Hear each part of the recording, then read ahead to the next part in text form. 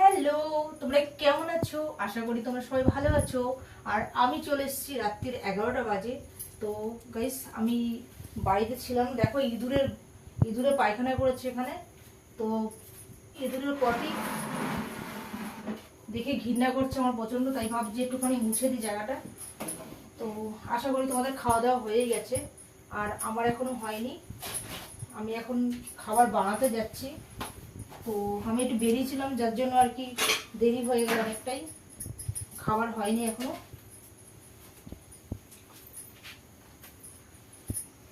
তো এইটুকু জায়গার মধ্যে যদি পরিষ্কার না রাখি তো খাবার জিনিস বানাবো, বুঝেছো তো?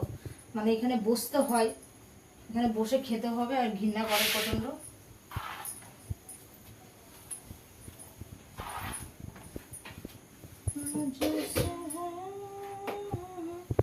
এইটুকু জায়গাতে যদি না পরিষ্কার রাখতাম, একদম এখানে দাঁড়ানো যেত না।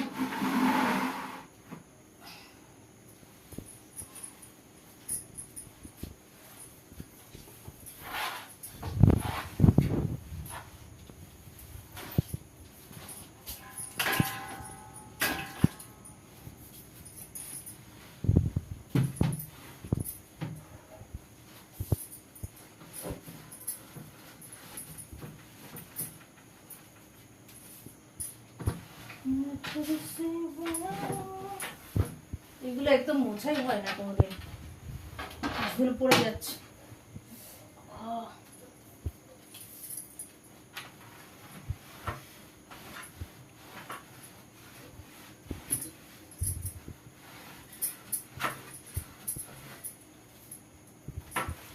রাত্রিটা অনেক হয়েছে, আর আমার দেখো ঘুম টুম নেই, আবার সকালে তাড়াতাড়ি উঠতে হবে।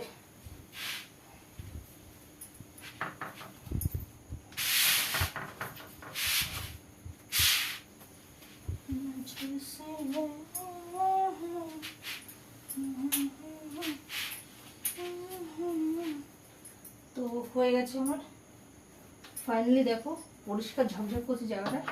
আর এখন আমি যাচ্ছি খাবার বানাতে। তো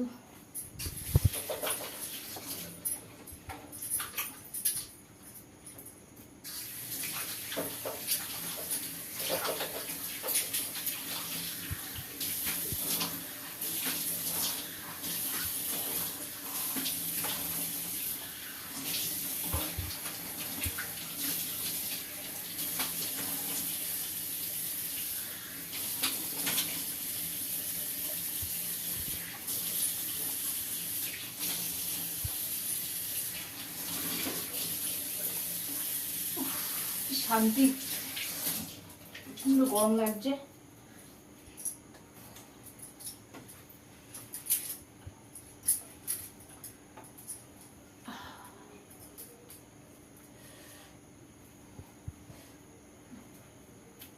কি বলতো, রাস্তায় অনেকদিন পরে গেছি তো, তো শরীরটা একদম টায়ার্ড লাগছে, ভালো লাগছে না। তো এসে ভাবছি এখন কি খাবো, এখন খাওয়ার দাওয়ার কি বানাবো।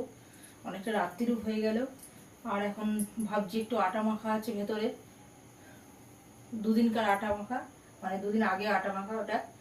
তো ওটাই ভাবছি একটুখানি রুটি পরোটা কিছু বানিয়ে নিই, একটু বানিয়ে কোনো রকম রাতটা কাটাবো। আবার ভাবলাম যে ছাতু মুড়িও খেয়ে নিতে পারি।